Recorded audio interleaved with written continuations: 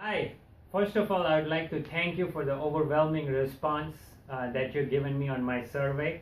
And thousands of you responded, so I really thank you from the bottom of my heart for responding to the survey. So I had to put top 10 questions, and I thought I would make a video as an added bonus. For those of you who don't know me, I'm Bimal Shah, CEO of Rajput Group of Companies. I'm on a diehard mission to provide security from any means of prosperity, and we do it by building systems of coaching, planning, and achieving.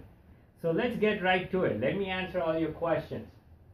So the first question is how to condition ourselves to be happy. You have to understand that happiness is always achieved from measurement. So you have to measure where you were. So that starts with a thought. The thought converts into a growth action through a decision, for which I have created an online course called the Decision Simplifier. In my book, I talk about how you measure growth. So when you are from point A and you take a task or an activity and make it progress towards another thing, that's how you can condition yourself to making yourself happy. So you always want to focus on all actions that will take you to another level, and that is to growth. And that was a common question that we received from all the responses that we got. The second question was how to decrease stress from work. The reason you're stressed, for two reasons. And stress, if you spell it backwards, it spells desert. So think of it that way. Think of it as an opportunity. Find out the root cause of why you're being stressed.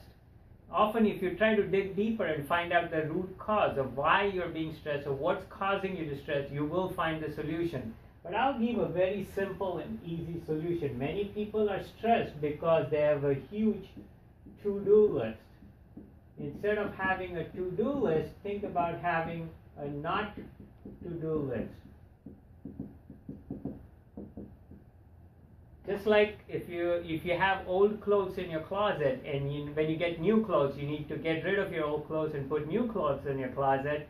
Similarly, you need to get rid of things that you have in your to-do list, and that you can only do by having a not to-do list, and it will make room for things that you need to do. So that's a simple way, a simple step for you to eliminate stress in your life. The third question that was very common is how to stop others from spoiling your happiness. The thing is, we always think about how others perceive us, not how we perceive ourselves. You have to think about how you perceive yourself. If you think about who you are and what you do, it all is connected to what your values are. And you are based on your perception of who you are is based on the perception of the values that you have. So if there is someone else who's spoiling your happiness, make a list of all your values that you believe in and think of those if they make sense. And if you change your values, you change your perception. And once you change your perception, you will change how others think about you or how you think about yourself. And that will prevent from others spoiling your happiness. The fourth common question was, how do you make a healthy balance between life and work? And how do you disconnect from work at home when you go home or when you're on vacation? We have a great system called Balance It. It's a 21 coaching sessions that makes you achieve a great balance between life and work. We make sure that you go through this and make it a discipline and a habit, so there is no work at home, and when you're at home, you're at home, and there's a proper balance between life and work for good. We build habits, we build systems that you can continue for the rest of your life until you die. We build great days as a habit for the rest of your life. So what we do in the Balance It program is build two types of days: great working days and great non-working days or non-working time. Both of these are separated, and we build those as a habit and as a system in your life. How can you be sure that the decisions are the best daily decisions? And that's the reason why I developed the whole course, the Decision Simplifier. It's not an easy process, but once you make it as a process and you understand the steps and you go through the course, you will it will be as easy as 1, 2, 3, but you will have to go through the whole course, the decision simplifier, to understand. But the easiest way to do it is understand the purpose. Understand the purpose why you're making the decision. And the purpose is strong enough, you will be able to make sure that the decisions that you're making is the best daily decision. How to influence others to think your decision is right. I often tell my kids, and I tell them every day, the world belongs to the people that ask the greatest questions and don't have, not the ones that have the great answers. So, and that's my own quote. And that is the way to think, make sure that, you influence others to think your decision is right. You have to ask conclusive and reasoning questions.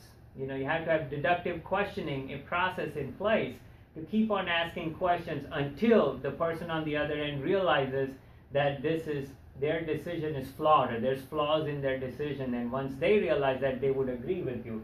So that would make sure that others think that your decision is right. And by asking questions, you may also realize that maybe your thinking is also flawed in certain areas, and then the two of you can combine your efforts to make a decision that makes sense. How to prioritize decision making when there is so much stuff to do. Again, which I talked about earlier, prepare a not to do list. That's the best way to start that, but we have a whole system on prioritization that will help you make sure that the tasks that you do deliver the most efficient results. I have a system called the 80-20 transformation, and this is a great system for anyone who wants to do that. The 80-20 transformation helps you accomplish 80% results in 20% of the time or effort. Imagine if you could do that, you could just quadruple 4 times your revenues, your activities, or your results, because you're able to do 80% in 20% of the time or effort. The next question was when to think of long-term versus short-term. The thing is, long-term is always going to be beneficial in the long run, but you have to think that all the time. But in the short run, you have short-run goals that you have to achieve. So the best way to do is draft a vision statement. You should have a vision statement of yourself of where you want to be long-term. And that long-term could be, 3 years from today. Where do you want to be 3 years from today? Once you do that, every short-term decision that you make has to be in sync with that. If that does not go with that, then that's not a decision that you want to make. How to get kids to listen. This is a tough one. It's a very tough one. It's the hardest job on the planet to become a father or be a mother. The best way is, again, to ask questions and make them understand. It's a switch in their mind that needs to click. If you force them your decisions without giving them explanation or reasons, then it's not going to work. And the best way is to ask why they do what they do. What are the reasons for their actions, and what are the 3 things that made them do what they did. So if they did something wrong, ask them, what are the 3 things that forced them to do or act or behave the way they needed to behave? And if they don't have anything, then that's where you come in and explain and get them to listen. The last question is a very tough one, and is also a very important one. Why happiness is associated with making someone else happy and not self. As humans, when we think about ourselves, we think we are selfish, but we are not.